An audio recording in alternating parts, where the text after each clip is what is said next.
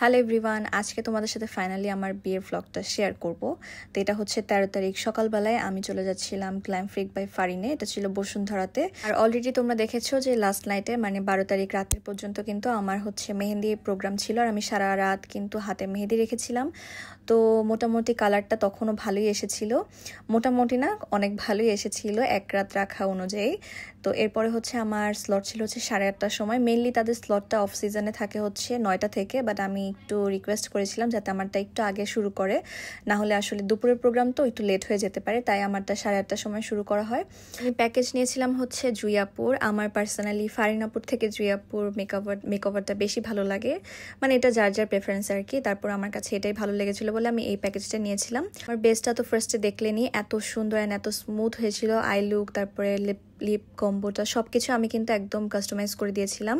আমার প্রেফারেন্স ছিল যেহেতু আমি রেড ব্রাইড হব, সো আমার আইসটা থাকবে গ্লিটারি অ্যান্ড লিপটা একদম বোল্ড রেড কালারটা দিব। তো একদম আমার মন মতন করে আপু লাইক ডল আমাকে সাজিয়ে দিয়েছিল, অনেক সুন্দর লাগছিল। তারপর হচ্ছে লাস্টলি জুই আপু এসে আমার সব কিছু দেখে যাচ্ছিল লাস্টবারের মতন। আর এই যে এখানে হচ্ছে আমার হেয়ার স্টাইল, এই সব কিছু আমার কাস্টমাইজেশন ছিল। আমি যাচ্ছিলাম একটা খোপা করব, আর সামনে এরকম একটু হালকা টুইস্ট থাকবে। আর আমি যেহেতু টায়রা পরেছিলাম তাই মাঝখানে সিটি করে এভাবে খোপাটা করার পর আরো বেশি ভালো লাগছিল। আর আমার সাথে আমার একটা আন্টিও এসেছিল, মানে সে হচ্ছে আমার ফ্রেন্ডের আম্মু, সে আন্টি এসেছিল আমার সাথে। আর অর্ষাও কিন্তু ওই দিন গ্ল্যাম ফ্রিক বাই ফারিন থেকেই সেজেছিল, ওকেও অনেক প্রিটি লাগছিল দেখতে।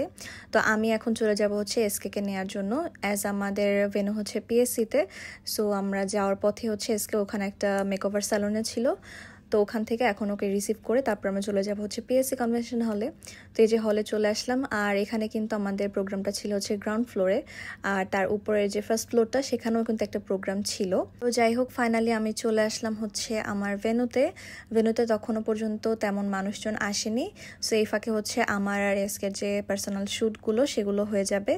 আর ওয়েডিং আর্টের ভাইয়ারা অলওয়েজ অন টাইমে ছিল, তাদের এফোর্টের কথা আমি তো অলওয়েজই বলি।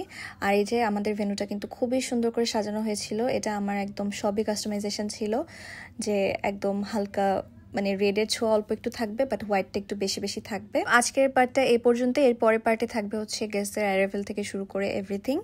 So tata.